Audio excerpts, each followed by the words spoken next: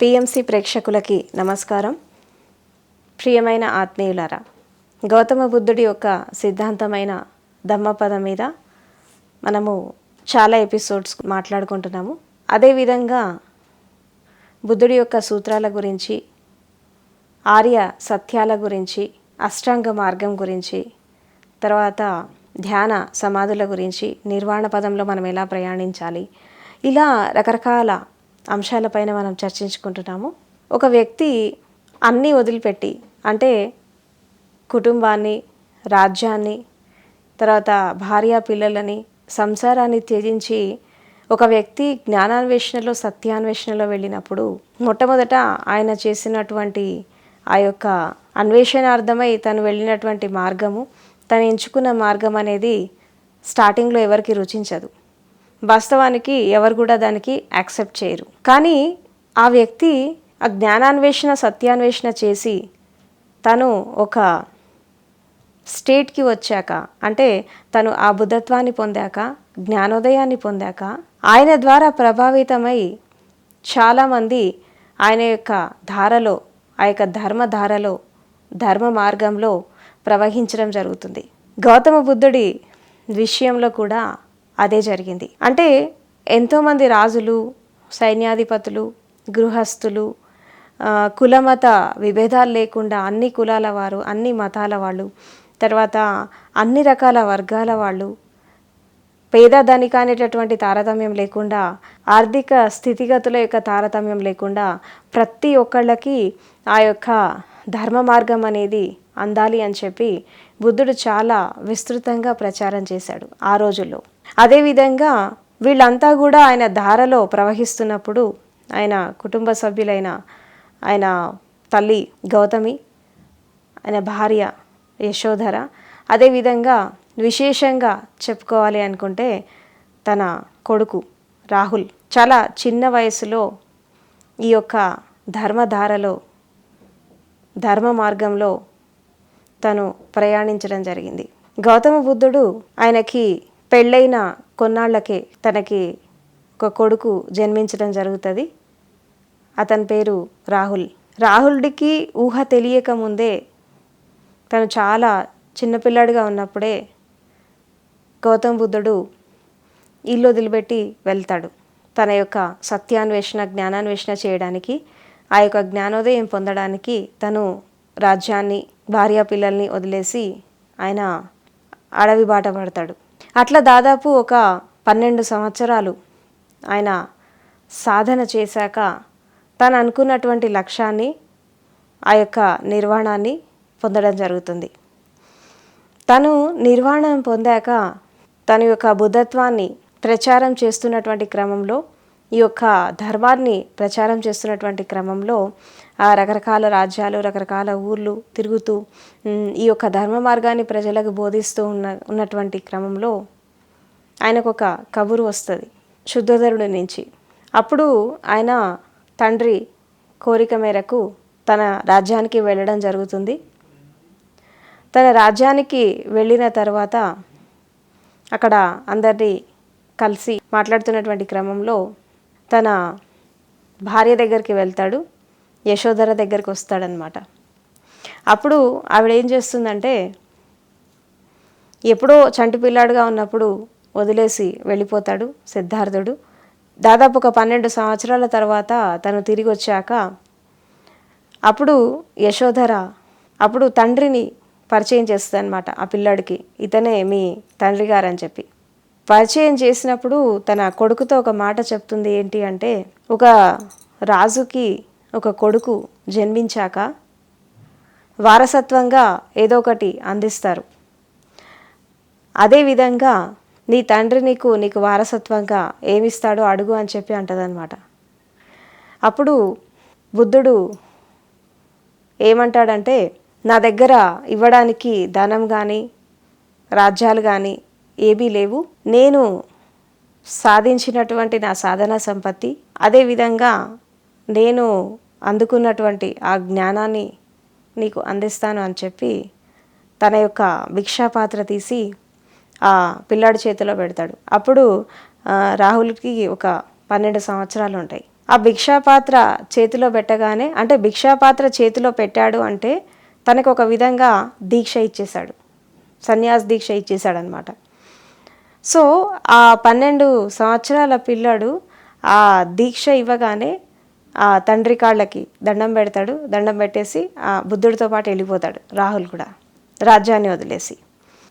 గౌతమ బుద్ధుడి యొక్క శిష్యులలో, ఆయన యొక్క సంత సంఘంలో, బుద్ధ పురుషుల సంఘంలో రాహులుడు అతి చిన్న వయసులో ఈ యొక్క ధర్మ ధారలో ప్రవహించడం జరిగింది. అంటే ఇప్పుడు ఆనందుడు కానీ, భరద్వాజ కానీ, సారిపుత్ర కానీ వీళ్ళంతా పెద్దవాళ్ళు. అతి చిన్న వయసులో తను ఈ యొక్క ధర్మ మార్గంలో రావడం జరిగింది రాహులుడు.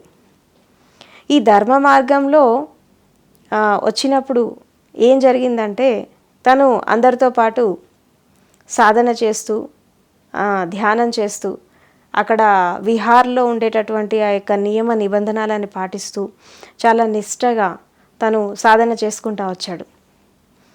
అలా చేస్తున్నటువంటి క్రమంలో తను అందరికంటే చాలా త్వరగా చిన్న వయసులో తను అరిహంత్ కావడం జరుగుతుంది. అంటే ఒక విధంగా చెప్పాలంటే తను ఈ యొక్క నిర్వాణాన్ని పొందడం జరుగుతుంది.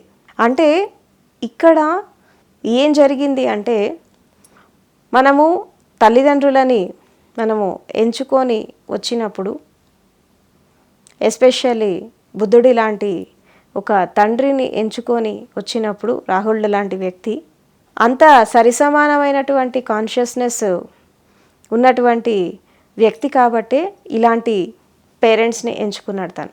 కాబట్టి ఆ యొక్క జిజ్ఞాస, ఆ తపన అనేది అది మొదటిసారిగా బుద్ధుడిని చూసినప్పుడే తనకు అది స్టార్ట్ అయిపోయింది రాహుల్కి, చిన్న ఏజ్లోనే. సో ఒకసారి ఆ యొక్క విహారానికి కొంతమంది అతిథులు రావడం జరుగుతుంది. ఈ అతిథులు వచ్చినప్పుడు ఏమైపోతుందంటే, చాలామంది వచ్చేసరికి ఈ రాహుల్ ఉండేటటువంటి ఆ యొక్క కుటీరంలో కూడా ఆ యొక్క గెస్ట్లు నివాసం చేయడం జరుగుతుంది రాత్రిపూట. ఇక ఇతనికి, ఈ పిల్లాడికి పడుకోవడానికి ఎక్కడ ప్లేస్ లేకపోతే ఏం చేస్తాడంటే, బుద్ధుడు ఉండేటటువంటి ఒక కుటీరం ఉంటుంది, దాన్ని గంధ కుటీర్ అంటారు. బుద్ధుడు ఎక్కడ నివసించినా ఆ యొక్క కుటీరం పేరు గంధ కుటీర్ అని పేరు పెట్టేవాళ్ళు. ఎందుకు గంధ కుటీర? గంధం అంటే ఏంటి? సుగంధం, ఒక ఫ్రాగ్రెన్స్, ఒక డివినిటీ, ఒక డివైన్ ఫ్రాగ్రెన్స్, ఒక దివ్య సుగంధం. అంటే ఒక ఎన్లైటెడ్ మాస్టర్, ఒక జ్ఞానోదయం పొందినటువంటి వ్యక్తి ఏ స్థలంలో అయితే తను నివసిస్తాడో, తన యొక్క జ్ఞాన సుగంధం అంతా, తన యొక్క ఎనర్జీ లెవెల్స్ కానీ, తన యొక్క బుద్ధ ఫీల్డ్ కానీ దశ దిశలా వ్యాప్తిస్తూ ఉంటుంది. ఎట్లాగైతే ఒక పువ్వు వికసించినప్పుడు సుగంధం అనేది ఎట్లా పరిమళిస్తుందో, అదేవిధంగా ఒక మనిషి జ్ఞానోదయం పొందినప్పుడు ఆ యొక్క జ్ఞాన సుగంధం అనేది కూడా అట్లాగే ప్రసరిస్తూ ఉంటుంది. సో కాబట్టి బుద్ధుడు ఎక్కడ నివసించినా కానీ ఆ యొక్క కుటీరానికి గంధ కుటీర పేరు పెట్టేవారు అనమాట. ఆ కుటీరం చుట్టూ కూడా ఒక మంచి సువాసనలు వెదజల్లేటటువంటి పూల చెట్లు, తర్వాత రకరకాల పుష్పాలతో ఉండేటువంటి చెట్లు, ఇలాంటి వాటితో దాన్ని వాళ్ళు రకరకాల మొక్కలను పెంచేవాళ్ళు ఆ గంధ కుటీర్ చుట్టూ. సో ఎక్కడ పడుకోవడానికి స్థలం లేనప్పుడు రాహుల్ ఏం చేస్తాడంటే, బుద్ధుడి యొక్క ఆ కుటీరం దగ్గరకు వచ్చేసి లోపలికి వెళ్ళి, ఎంత తండ్రి అయినప్పటికీ కూడా ఆ చనువు తీసుకోకుండా లోపలికి వెళ్ళి పడుకోవచ్చు, తను ఎవరు కాదనరు. అయినప్పటికీ కూడా తను ఒక తండ్రిలాగా కంటే కూడా ఒక గురువులాగా స్వీకరించాడు కాబట్టి, తను ఒక దీక్ష తీసుకున్నాడు కాబట్టి ఆ గురువుకి ఇచ్చేటటువంటి రెస్పెక్టే తను ఇచ్చి, అంటే ఆ 12 ఏళ్ల వయసులో ఆ పిల్లాడికి ఎంత అండర్స్టాండింగ్ చూడండి. లోపలికి వెళ్ళి డిస్టర్బ్ చేయకుండా ఆ యొక్క వరండాలో, బయట ఉన్నటువంటి ఆ కుటీరంలోని వరండాలో అక్కడ పడుకుంటాడనమాట. ఆ పడుకున్నటువంటి క్రమంలో ఈ రాహుల్డు సాధన చేస్తూ చేస్తూ ఒక లెవెల్కి వస్తాడు. అంటే అరిహంత్ అవ్వడానికి చాలా సమీపంలో వస్తాడనమాట. ఆ పడుకున్నటువంటి క్రమంలో ఏమైపోతుందంటే, రాహుల్కి ఒక స్వప్నం వస్తుంది, ఒక కలగా అంటాడు. ఆ కలలో ఏమైపోతుందంటే, జనరల్గా మనసు అనేది ఎట్లా ఉంటుంది అంటే, ఒక విధంగా చెప్పాలంటే మనసు అనేది మనిషి జ్ఞానోదయము ఇంకొక గంటలో పొందుతాడు అనగా కూడా మనసు తన మాయ వల వేసి ఒక ఇల్యూషన్స్ క్రియేట్ చేసి మనిషిని మళ్ళీ ప్రపంచపరం చేయడానికి చూస్తుంది అనమాట. ఎందుకంటే మనము ఎప్పుడైతే ఒక ఎన్లైటన్మెంట్ ప్రాసెస్లో వెళ్ళినప్పుడు, ఈ యొక్క ధ్యానమైన మార్గంలో వెళ్ళినప్పుడు, ఒక సమాధి స్థితిలో వెళ్ళినప్పుడు ఏమైపోతుందంటే మనసు అనేది దానికి ఎగ్జిస్టెన్స్ అనేది ఎక్కడ ఉండదు. మీరు ధ్యానంలో ఉన్నా సమాధిలో ఉన్నా దాని ఎగ్జిస్టెన్స్ అనేది ఎక్కడ ఉండదు. ఈ ఎగ్జిస్టెన్స్ కోల్పోవడం అనేది మనసుకి ఇష్టం ఉండదు. ఎందుకంటే జన్మ జన్మల మనసు అనేది మనతో ప్రయాణం చేస్తోంది కాబట్టి అది అంత ఈజీగా తన యొక్క డౌన్ఫాల్ కానీ తన యొక్క డెత్ని కానీ అంత ఈజీగా అది యాక్సెప్ట్ చేయలేదు, అంత ఈజీగా పోదు కూడా అది. సో ఇక్కడ ఏం చేస్తుందంటే మనిషి వయసుకి తగ్గట్టుగా, అంటే ఇప్పుడు ఒక ఏజ్లో ఉన్న వాళ్ళకి మనసు ఎలా ప్రలోభ పెడుతుంది అంటే కామం రూపంలో ఆలోచనలు వస్తూ ఉంటాయి, క్రోధం రూపంలో వస్తూ ఉంటాయి, ఈర్ష్య రూపంలో వస్తాయి, ద్వేషం రూపంలో వస్తాయి, రకరకాలైనటువంటి విషయాల పట్ల భ్రమలని క్రియేట్ చేస్తూ ఉంటుంది. మైండ్ అనేది క్రియేట్ చేసి వాళ్ళని ధ్యానం నుంచి బయటికి తీసుకొచ్చేస్తుంది. అది ఆలోచనల రూపంలో రావచ్చు, పడుకున్నప్పుడు కలలాగా రావచ్చు, తర్వాత ఒక వస్తువుని కానీ ఒక వ్యక్తిని కానీ చూసినప్పుడు ఆ దృష్టి ద్వారా కూడా అలాంటి భావనలు రావచ్చు. సో ఇట్లా రకరకాలైనటువంటి ప్రలోభాలు పెట్టి మనసు అనేది ఒక విధంగా మనుషులని ఎక్స్ట్రావర్టెడ్నెస్ చేస్తుంది. సో కాబట్టి ఇక్కడ ఏంటి అంటే ఇతను రాహుల్ చిన్నపిల్లాడు. సో మనసు తనని ఒకవేళ ప్రలోభ పెట్టాలనుకుంటే ఎలా పెడుతుంది? కామానికి సంబంధించిన కోరికలకి తను ప్రలోభపడడు. తర్వాత ఈర్ష్య ద్వేషాలు ఉండవు, ఎందుకంటే చిన్నపిల్లాడు కాబట్టి. అరిషడ్ వర్గాలు ఏమీ ఉండవు. మరి ఒక చిన్నపిల్లల్ని ఒకటే బరసు మనిషిని రెండు విధాలుగా లాగుతూ ఉంటుంది. ఒకటి ఇష్టమైన వాటి పట్ల ఒక ఆసక్తిని క్రియేట్ చేస్తూ ఉంటుంది, తర్వాత ఒక భయాందోళన క్రియేట్ చేస్తూ ఉంటుంది. ఆసక్తి మనిషిని కట్టిపడేస్తుంది, అదేవిధంగా భయం కూడా మనిషిని వెనక్కి లాగేస్తుంది. సో కాబట్టి ఈ రెండిటి ద్వారా ఒక మనిషిని ప్రలోభ పెట్టచ్చు అని చెప్పి ఆ మనసు అట్లా గేమ్స్ ఆడుతూ ఉంటుంది. ఇది ప్రతి ఒక్క సాధకుడి విషయంలో ఇదే జరుగుతుంది, ప్రతి ఒక్క ధ్యాన సాధనలో ఇదే జరుగుతుంది. సో కాబట్టి ఇక్కడ ఏమైంది అంటే ఎప్పుడైతే మనిషి తన యొక్క స్థితిని అర్థం చేసుకొని, తన మానసిక స్థితిని అర్థం చేసుకొని ఎప్పుడైతే ఒక పరిపక్వతతో ముందుకెళ్తాడో అప్పుడు ఏమైపోతుందంటే ఈ మనసు యొక్క ప్రలోభాలకి దూరంగా వెళ్తాడు. అదేవిధంగా తను ఒక సమతా భావనలో, ఒక సమత్వంతో, ఒక స్థితప్రజ్ఞలో స్థిరమైపోయినప్పుడు మనసు అనేది ఎలాంటి ఫ్లక్చుయేషన్స్ తను క్రియేట్ చేయదు. సో కాబట్టి మనసు అనేది ఏం చేస్తుందంటే ఆ వ్యక్తి స్వభావానికి తగ్గట్టుగా, వయసుకి తగ్గట్టుగా, తనకున్నటువంటి శారీరక మానసిక స్థితికి తగ్గట్టుగా ఒక ప్రలోభాన్ని క్రియేట్ చేస్తూ ఉంటుంది. ప్రలోభాన్ని క్రియేట్ చేసి మనిషిని ధ్యానం నుంచి వెనక్కి గుంజేస్తుంది, సమాధి నుంచి వెనక్కి గుంజేస్తుంది, అప్పుడప్పుడు జ్ఞానోదయం నుంచి కూడా మనసు వెనక్కి లాగుతూ ఉంటుంది. ఇంకొక 10-15 నిమిషాల్లో మీకు జ్ఞానోదయం వస్తుంది అనగా కూడా మనసు రకరకాల ప్రలోభాలను క్రియేట్ చేస్తూ ఉంటుంది. ఇది అందరి సాధకుల విషయంలో ఇదే జరిగింది, అందరి జ్ఞానుల విషయంలో ఇదే జరిగింది. సో కాబట్టి ఇక్కడ ఏం కావాలి? మనసు యొక్క ప్రలోభాల నుంచి మనం బయటపడాలంటే దానికి సాక్షి కావాలి. సాక్షి భావంలో వచ్చినప్పుడు దేన్ని మనము అన్అటాచ్డ్గా, తర్వాత ఒక డిటాచ్మెంట్తో మనం మనసుని ఒక సాక్షిలాగా చూసినప్పుడు ఆటోమేటిక్గా మనం దాని నుంచి బయటకు వచ్చేస్తాం. సో ఇక్కడ ఏం జరిగింది? రాహుల్ విషయంలో ఏం జరుగుతుందంటే తను చిన్నపిల్లాడు, 12 ఏళ్ల వయసు. ఈ 12 ఏళ్ల వయసున్న పిల్లాడిని ప్రలోభ పెట్టాలంటే ఈ కామం పనికిరాదు, క్రోధం పనికిరాదు, ఈర్ష్య ద్వేషాలు ఏం పనికిరావు. మరి అతను ఎలా ప్రలోభ పెట్టాలి, ఎలా వెనక్కి లాగాలి తను అర్హంత్ కాకుండా అంటే అక్కడ ఏం చేస్తుందంటే ఒక భయాన్ని క్రియేట్ చేస్తుంది. ఆ కళలో తను ఏం చూస్తాడంటే ఒక మదపు టేనుగు మొత్తం అన్ని బంధనాలు తెంచుకొని తను వెంబడ పరిగెత్తా ఉంటుంది. కళలో రాహుల్ని వెంబడిస్తూ ఉంటుంది. ఈ రాహుల్ని వెంబడిస్తున్నటువంటి టైంలో ఇతను చలించకుండా చాలా స్థితప్రజ్ఞతో, ఒక సమతతో, ఒక ఈక్వానిమిటీతో దాన్ని కూడా ఒక సాక్షిలాగా చూస్తూ ఉంటాడు. అంటే ఒక విధంగా చెప్పాలంటే తనకు వచ్చినటువంటి ఆ కళకి కూడా తను సాక్షి అవుతాడు. ఎప్పుడైతే తనకు వచ్చినటువంటి కళకి తను సాక్షి అవుతాడో అప్పుడు ఏమైపోతుందంటే తను ఒక స్థితిలో స్థిరమైపోతాడు. స్థిరమైపోయినప్పుడు ఈ మనసు ఎంత చంచలమైన, మనసు అనేది ఎన్ని ఇల్యూషన్స్ క్రియేట్ చేసినా దానికి ప్రలోభపడకుండా తను ఒక సమత్వంలో, సమతా భావనలో స్థిరమైపోతాడు. ఇదంతా జరుగుతూ ఉంటుంది, కళలో జరుగుతూ ఉంటుంది. చిన్నపిల్లలని ప్రలోభ పెట్టాలంటే ఒకటి భయపెట్టాలన్నా భయపెట్టాలి, లేదంటే వాళ్ళకి ఇష్టమైన ఇచ్చి అన్న వాళ్ళ దారిలో వాళ్ళు తెచ్చుకుంటారు. జనరల్గా పేరెంట్స్ కూడా ఇంట్లో అదే చేస్తూ ఉంటారుగా. అదేవిధంగా మనసు కూడా ఇదే ట్రయల్స్ చేస్తూ ఉంటుంది. ఒక వ్యక్తి మన మాట వినాలి అంటే ప్రలోభ పెట్టడానికి రెండు ఉంటాయి. ఒకటి ఏంటంటే వాళ్ళకి ఇష్టమైనవి మనం చేయడము, లేదంటే భయపెట్టి మన దారిలో తెచ్చుకోవడం. ఇది జనరల్గా పేరెంట్స్ పిల్లల విషయంలో అదే జరుగుతుంది. తర్వాత బలవంతులు బలహీనుల్ని లొంగ తీసుకునేటప్పుడు ఇట్లాగే లొంగ తీసుకుంటారు, అంటే నయానో భయానో లొంగ తీసుకుంటారు. సో ఇట్లా ఏమైపోతుందంటే మనసు కూడా ఇలాంటి ప్రలోభాలని క్రియేట్ చేసింది. ఇప్పుడు ఇష్టమైనవి ఇచ్చినంత మాత్రం తను లొంగట్లేదు. సరే భయపెడితే అన్న మనసు మళ్ళీ తన కంట్రోల్లో తను తీసుకుంటుందేమో అని చెప్పి ఆ భయంకరమైన ఏనుగు అది ఎంబడబడుతున్నట్టు, దాన్ని తరుముతున్నట్టు, ఆయన్ని తరుముతున్నట్టు పరిగెడుతుంటే ఆ పిల్లాన్ని తరుముతున్నట్టు ఒక విజన్ క్రియేట్ చేస్తుంది. ఈ క్రియేట్ చేస్తున్నటువంటి క్రమంలో ఏమైపోతుందంటే తను చాలా ఒక స్టేజ్లో ఉండి ధ్యానపూర్వకంగా దాన్ని కేవలం చూస్తూ ఉంటాడు. ఒక భయానికి గురికాడు, ఒక ఆవేశానికి గురి కాకుండా కేవలం గమనిస్తూ ఉంటాడు దాన్ని.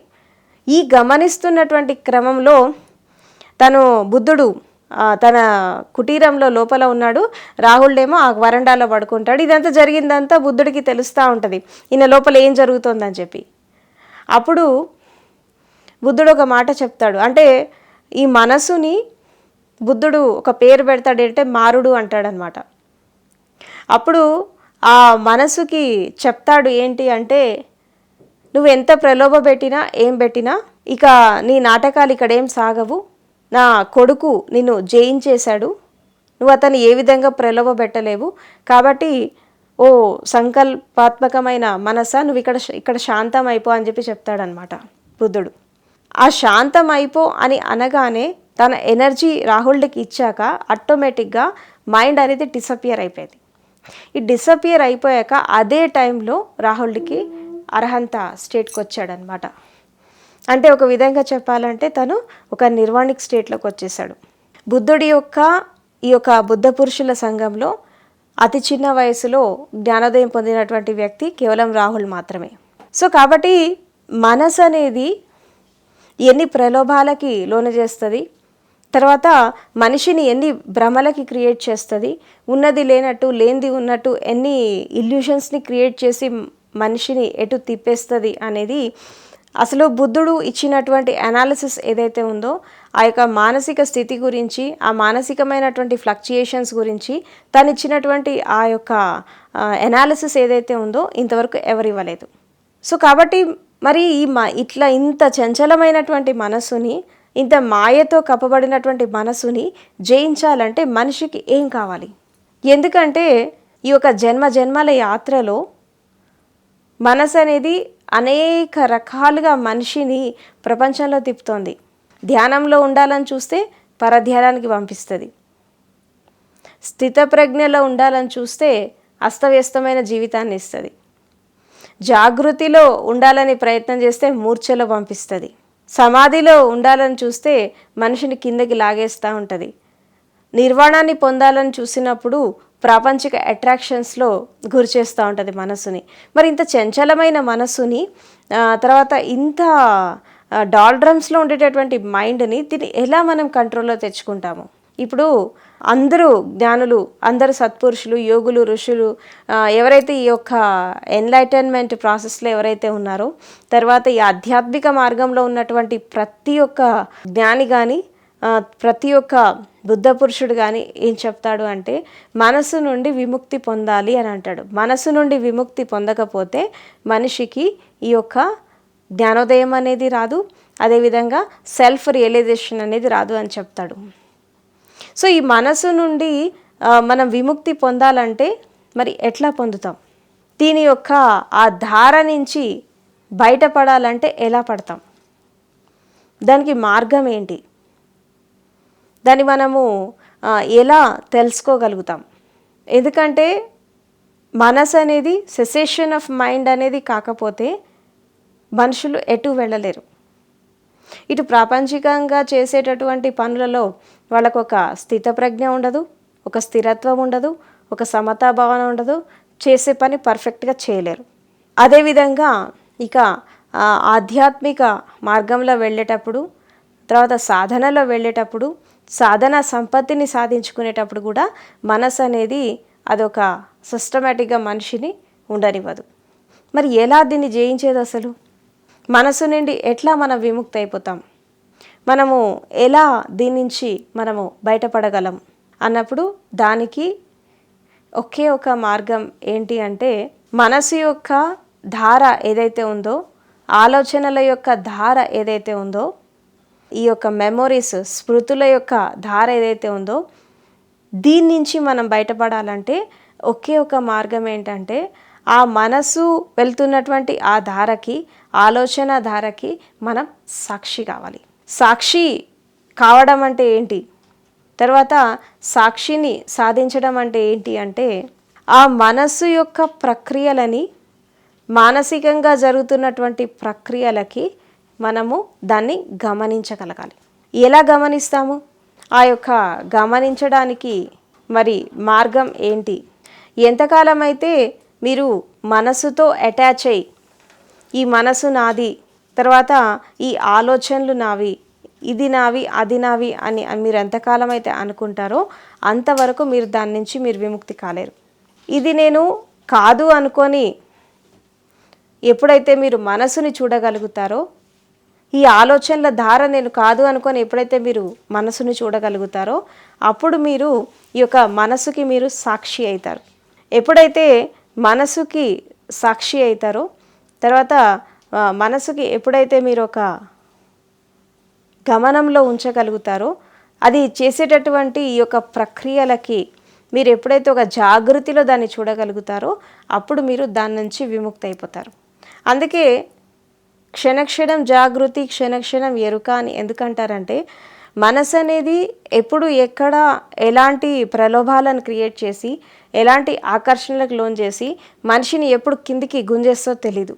సో దీని నుంచి మనము బయటపడాలంటే తప్పకుండా సమ్యక్ స్మృతిలో రావాలి, అంటే రైట్ రిమెంబరెన్స్లోకి రావాలి, సమ్యక్ జాగృతిలోకి రావాలి, అంటే రైట్ అవేర్నెస్లోకి రావాలి. ఈ రైట్ అవేకెనింగ్, రైట్ అవేర్నెస్ అనేది ఎప్పుడైతే మనకి వస్తుందో అప్పుడు మనము ఈ యొక్క మనసు నుండి మనం విముక్తి అయిపోతాం.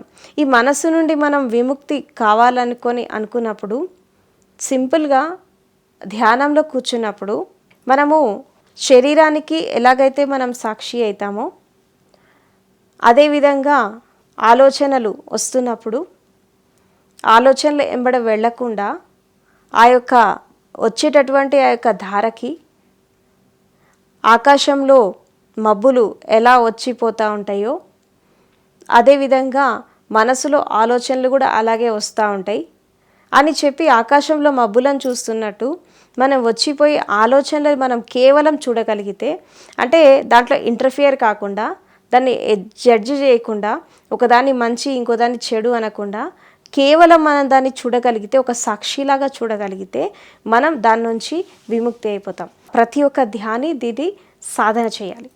ఎందుకంటే అన్ని ఆధ్యాత్మిక మార్గాల యొక్క పరమార్థం ఏంటి, అన్ని ఆధ్యాత్మిక మార్గాల యొక్క ఆ యొక్క అల్టిమేట్ గోల్ ఏంటంటే మనసు నుండి విముక్తి పొందాలి. మనసు నుండి మనం విముక్తి పొందితే తర్వాత మనసు నుండి మనము ఈ మనసు యొక్క చంచలత్వం నుంచి ఆలోచన రహిత స్థితిలో వచ్చినప్పుడు అప్పుడు ఆటోమేటిక్గా మనము ఒక గంటలో మనము ఆ యొక్క జ్ఞానాన్ని మనం పొందొచ్చు.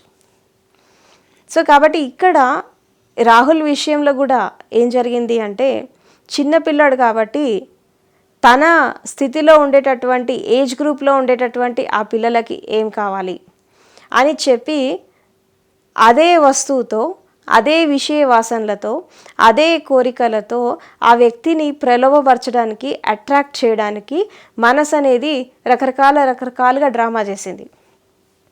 బట్ అయినప్పటికీ కూడా రాహుల్ తన యొక్క సాధన సంపత్తితో చాలా జాగృతిలో, ఈవెన్ అది కలలాగా వస్తున్నప్పటికి కూడా తను కలగంటున్నా కూడా దాన్ని ఒక సాక్షిలాగా చూస్తూ తన స్థితిలో స్థిరంగా ఉన్నాడు కాబట్టి ఆయన ఆ యొక్క అరహంత స్టేట్ని పొందగలిగాడు. అంటే శ్రోతాపన్ అవస్థని దాటాక మనిషి అరహంత స్టేట్లోకి వస్తాడు. అంటే శ్రోతాపన్ అవస్థ అంటే ఏంటంటే ఒక విధంగా చెప్పాలంటే ఒక నిర్మలమైన స్థితి, ఒక పవిత్రమైన స్థితి, మనసు లేనటువంటి స్థితి. ఎప్పుడైతే ఈ మనసు లేనటువంటి స్థితిలో మనిషి ఎంతకాలం అయితే ఒక నొమైండ్ స్టేట్లో ఉంటాడో ఈ అరహంత్ స్టేట్కి వస్తాడు. అరహంత అంటే ఏంటంటే ఈ యొక్క అరిషడ్ వర్గాలను జయించిన వాళ్ళు, అంటే కామాన్ని, క్రోధాన్ని, ఈర్ష, ద్వేషాన్ని, మదమాశ్చర్యాలని ఎవరైతే జయిస్తారో వాళ్ళు అరహంత స్టేట్కి వస్తారు. ఎవరైతే అరహంత స్టేట్కి వస్తారో అక్కడి నుంచి వాళ్ళు ఈ యొక్క బుద్ధత్వానికి వెళ్తారు, అంటే జ్ఞానోదయానికి వెళ్తారు. ఈ జ్ఞానోదయము స్టేట్కి వచ్చాక ఏమవుతుందంటే బోధిసత్వాస్ అయిపోతారు. ఈ బోధిసత్వ స్టేట్కి వచ్చినప్పుడు అప్పుడు పరిపూర్ణమైనటువంటి జ్ఞానంతో, పరిపూర్ణమైనటువంటి బుద్ధత్వంతో వాళ్ళు వాళ్ళ స్థితిలో చాలా స్థిరంగా ఉంటారు. అప్పుడు మనసు అనేది అసలు టోటల్గా ఉండదు. అంటే ఎట్లయిపోతుందంటే ఒక విధంగా చెప్పాలంటే మనము మనసుకి బానిస అయినంతకాలం అది మనల్ని ఆడిస్తుంది.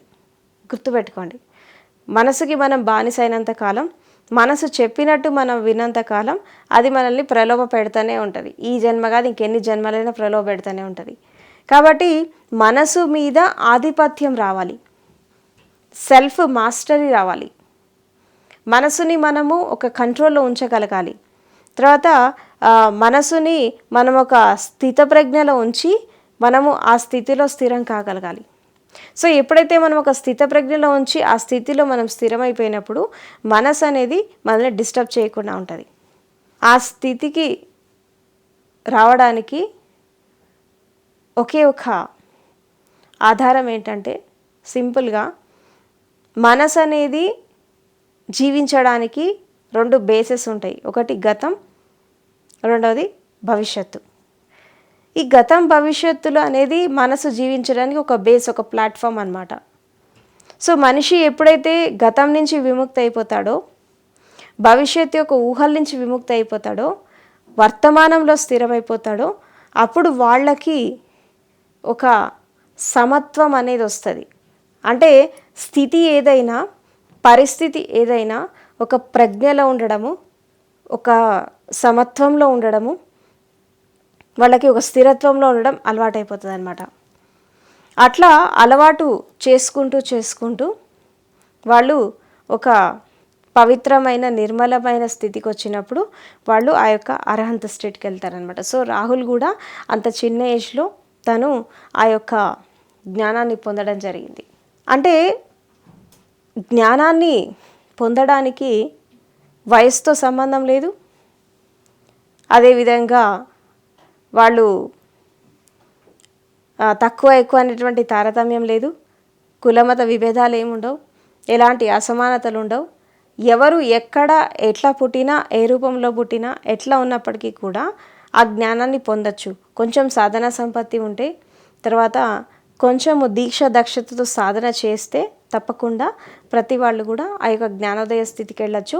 దానికి వయసుతో కూడా సంబంధం లేదు అని చెప్పి ఒక విధంగా చెప్పాలంటే రాహుల్ అంత చిన్న వయసులో తను అర్హంత స్టేట్ని పొంది చాలామందికి ఒక ఇన్స్పిరేషన్ లాగా, ఒక ఐకాన్ లాగా నిలబడ్డాడు, బుద్ధుడి యొక్క కొడుకు.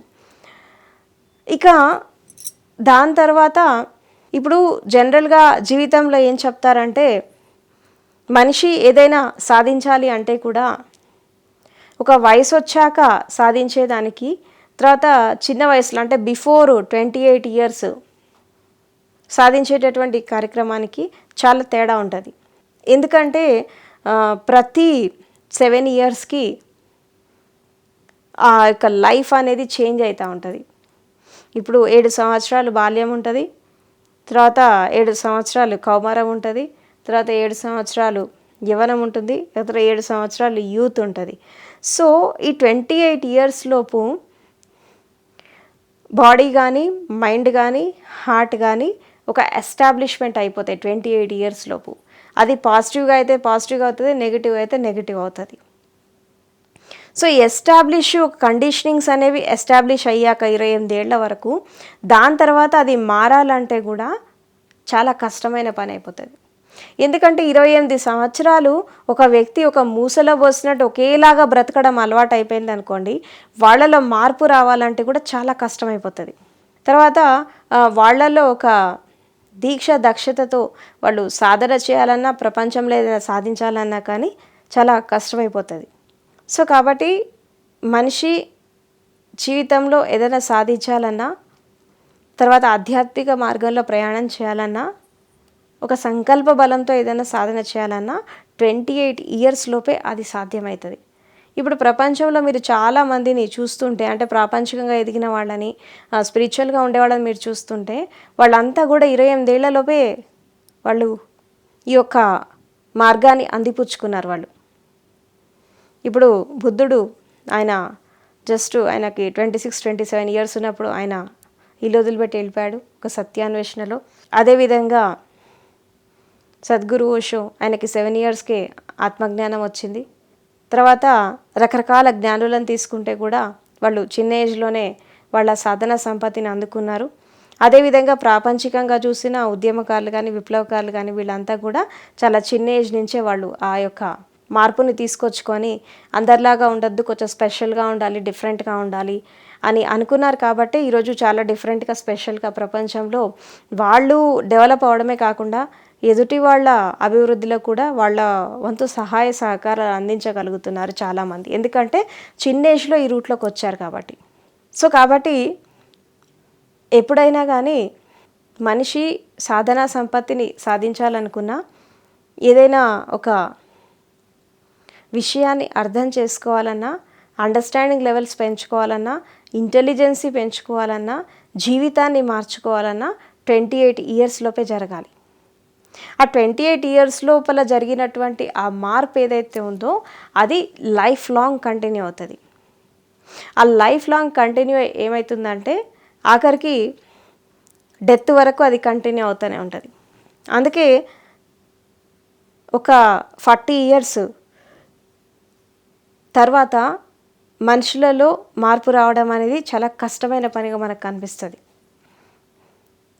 ఏదైనా చేయాలి అనేటువంటి తపన ఉండదు, ఏదైనా సాధించాలి అనేటటువంటి ఆ జీల్ కానీ, ఆ శక్తియుక్తులు కానీ ఉండవు. యంగ్ ఏజ్లో ఉన్నప్పుడు ఆ యొక్క స్థితి అనేది మనకు ఉంటుంది, కానీ ఒక ఏజ్ వచ్చాక ఇది మనకు కంటిన్యూ కాదు. సో కాబట్టి ఎప్పుడైనా కానీ మనము ఒక స్థితిలో స్థిరం కావాలంటే చిన్న ఏజ్లోనే దాన్ని మనం అందిపుచ్చుకోవాలి. దానికి రాహుల్ జీవితం అనేది చాలా పెద్ద ఎగ్జాంపుల్. ఒక ఐకాన్ లాగా నిలబడ్డాడు. ఎవరైతే ధ్యాన సాధనలో వెళ్ళాలనుకున్నారో, ఎవరైతే ఆ యొక్క ధర్మ పరంపరలో వెళ్ళాలనుకున్నారో వాళ్ళందరికీ ఒక రోల్ మోడల్ లాగా తను నిలబడడం జరిగింది. సో కాబట్టి దీన్ని అర్థం చేసుకొని ఎప్పుడైతే ఒక సాధకుడు ముందుకెళ్తాడో, మనసు నుండి విముక్తి కావాలంటే, మనసు పైన ఆధిపత్యం కావాలంటే మనసు చెప్పినట్టుగా వినొద్దు, మనం చెప్పినట్టుగా మనసు వినాలి. అందుకే ఏమంటారంటే మనసు వెళ్ళిన చోటికల్లా మనిషి వెళ్ళకూడదు అని అంటాడు అనమాట. ఎందుకంటే మనసు అనేది ఒక యాంటీనా లాంటిది, దానికి ఏది నచ్చితే అది గుంజేసుకుంటూ ఉంటుంది. ఆ గుంజిన వాటికల్లా మనిషి వెళ్ళిపోయాడు అనుకోండి, కష్టమైపోతుంది. సో కాబట్టి ఈ యొక్క స్థితప్రజ్ఞ కానీ, తర్వాత ఈ యొక్క సమత్వం కానీ, ఆ పటుత్వం కానీ తప్పకుండా ఉండాలి ప్రతి మనిషికి కూడా. సో కాబట్టి ఎప్పుడైనా కానీ మనిషి ఒక సాధనా సంపత్తిని సాధించాలనుకుంటే తప్పకుండా అర్థం చేసుకొని ముందుకెళ్ళాలి, ఒక స్థితిలో వెళ్ళాలి, ఒక స్థిత ప్రజ్ఞతో వెళ్ళాలి. ఇక ఆ 12 సంవత్సరాల తర్వాత తను సాధన కంటిన్యూ చేస్తే అర్హంత్ స్టేట్కి వచ్చాక, తను సాధన కంటిన్యూ చేశాక తను కూడా తన యొక్క జీవిత సూత్రాలని, తను అర్థం చేసుకున్నటువంటి తన సాధనా సంపత్తిని తను ఒక చాప్టర్ రాయడం జరిగింది. దాన్ని రాహుల్ సూత్రాస్ అని అంటాడనమాట. గౌతమ బుద్ధుడు ఈ యొక్క రాహుల్కి జరిగినటువంటి సంఘటనని ఆయన ఎక్స్ప్లెయిన్ చేస్తూ తన భిక్షువులకి ఏం చెప్తాడేంటంటే, మనసు అనేది ఒక ఇన్స్ట్రుమెంట్ లాంటిది మనిషి చేతిలో. మనం దాన్ని వాడుకున్న దాన్ని బట్టి అది మనకి ఉపయోగపడుతుంది. తర్వాత మనసుని అర్థం చేసుకొని మనసు యొక్క స్వభావాన్ని మనము ఒక అండర్స్టాండింగ్తో తీసుకెళ్ళి దాన్ని మనం ఎలా కంట్రోల్ చేసుకోవాలి, తర్వాత మనసుని ఒక పాజిటివిటీ నుంచి పాజిటివ్ అప్రోచ్తో ఎలా తీసుకెళ్ళాలి, నెగిటివిటీ నుంచి ఎట్లా బయటపడేయాలి అని చెప్పి తను రకరకాలైనటువంటి సూత్రాలను తను చెప్పడం జరిగింది. దాంట్లో ఒక విషయం చెప్తాడేంటంటే, మనసు అనేది సుఖానికి దుఃఖానికి మూల కారణం. మనసే జన్మ జన్మల ఈ యాత్రకి కారణం. మనసు ఒక రోగగ్రస్తమైన స్థితిలో ఉంది. అంటే ప్రతి మనిషి కూడా ఒక రోగగ్రస్తమైన మనసును తీసుకొని వెళ్తున్నారు. మరి మానసిక ఆరోగ్యం అనేది మనిషికి ఎలా వస్తుంది? ఎంతసేపు శారీరక ఆరోగ్యం గురించి చాలా ఎక్కువ మంది ఆలోచిస్తారు, కానీ అసలు మానసిక ఆరోగ్యం ఎట్లా వస్తుంది? మనసు అనేది హెల్తీగా ఎట్లా ఉంటుంది? ఇక్కడ ఏం చెప్తాడంటే బుద్ధుడు, ప్రతి వాళ్ళు ఒక రోగగ్రస్తమైన మనసును తీసుకొని వెళ్తారు. ధ్యానం అనేటటువంటి ఔషధంతో దాన్ని చికిత్స చేసినప్పుడు ఆటోమేటిక్గా మనసు అనేది ఆరోగ్యవంతంగా తయారవుతుంది. తర్వాత మానసిక శాంతి అనేది వస్తుంది, ప్రశాంతత అనేది వస్తుంది. సో మనసులో ఏముంటాయి? ఒక విధంగా చెప్పాలంటే అరిషడ్ వర్గాలు ఉంటాయి. అంటే కామం, క్రోధం, ఈర్ష్యాద్వేషాలు, మదమత్సరాలు, లోభం, గ్రీడీనెస్, తర్వాత పొజెసివ్నెస్, నెక్స్ట్ రకరకాల కోరికలు, వాసనలు, స్పర్ధలు, తర్వాత నీది నాది అనేటువంటి భావనలు, ఒక అహంకారం, అజ్ఞానం. అంటే ఒక విధంగా చెప్పాలంటే ఈ ప్రపంచంలో ఎన్ని రకాల అట్రాక్షన్స్ ఉన్నాయో మనసులో అన్ని రకాలైనటువంటి ప్రలోభాలు ఉంటాయి. అంటే మనసు అనేది ఈ యొక్క చిత్తవృత్తులకి ఆధారం. ఈ యొక్క చిత్తవృత్తులని తీసేయాలంటే ఎప్పుడు ఏది ఎట్లా జాగృతం అవుతుందో మనసులో మనకు తెలీదు. అది పాజిటివ్ కావచ్చు, నెగిటివ్గా కూడా రావచ్చు.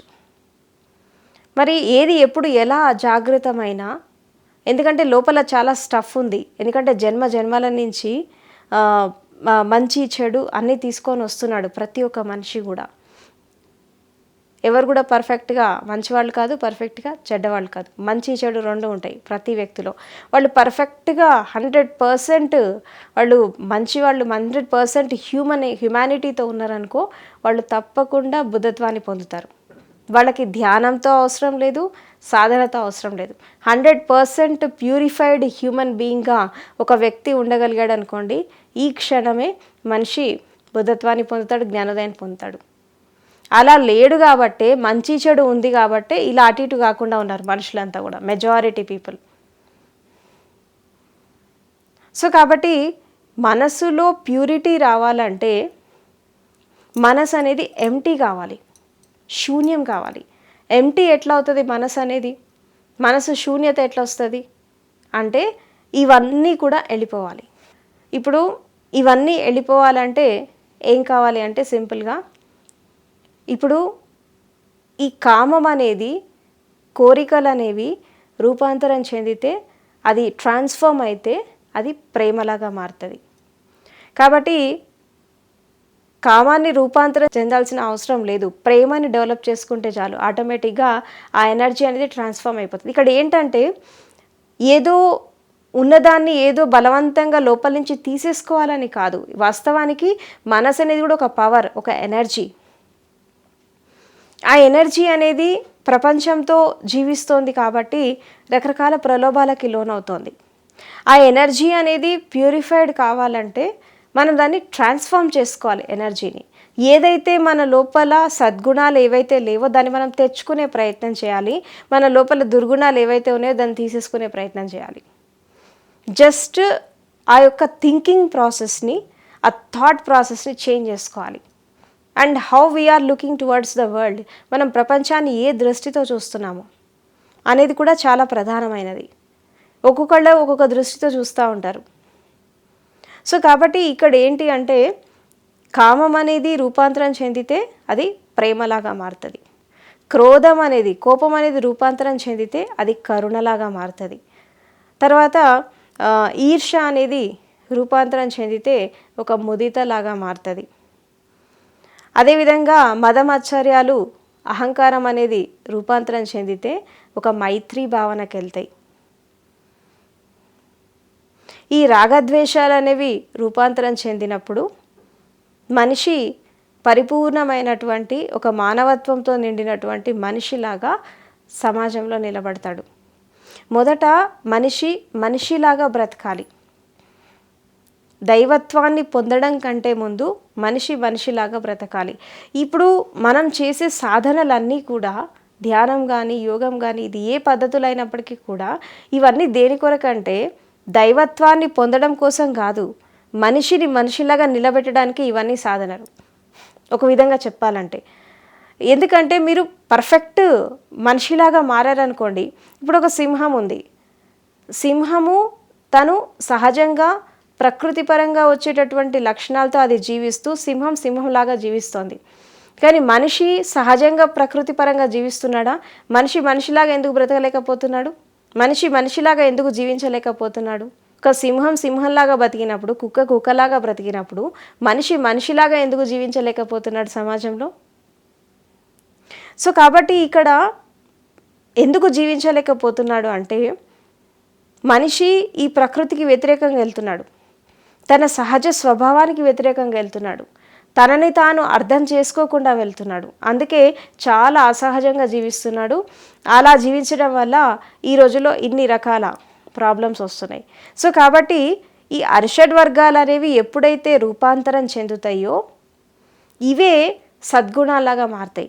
దుర్గుణాలు అనేవి రూపాంతరంలాగా చెందినప్పుడు అవే సద్గుణాలు అవుతాయి. ఇక్కడ ఏంటంటే ఏదో లేనిది తెచ్చుకోవాలని కాదు, ఎక్కడి నుంచో అడాప్ట్ చేసుకోవాలని కాదు, మీలో ఉండేటటువంటి క్వాలిటీస్ ఏవైతే ఉన్నాయో దాన్ని మీరు ట్రాన్స్ఫార్మ్ చేసుకోవాలి, అంటే మార్చుకోవాలి. ఎనర్జీ అనేది ఒక బ్యాడ్ థింగ్స్ వైపు ఫ్లో అవుతుంది, దాన్ని వెనక్కి తెచ్చుకొని గుడ్ థింగ్స్ వైపు తీసుకెళ్ళాలి, ఒక సత్కర్మల వైపు తీసుకెళ్ళాలి. ఈ చేసేటటువంటి దుర్గుణాలని ట్రాన్స్ఫార్మ్ చేసుకోగలిగితే ఆటోమేటిక్గా మనము ఆ యొక్క స్థితికి వెళ్తాం.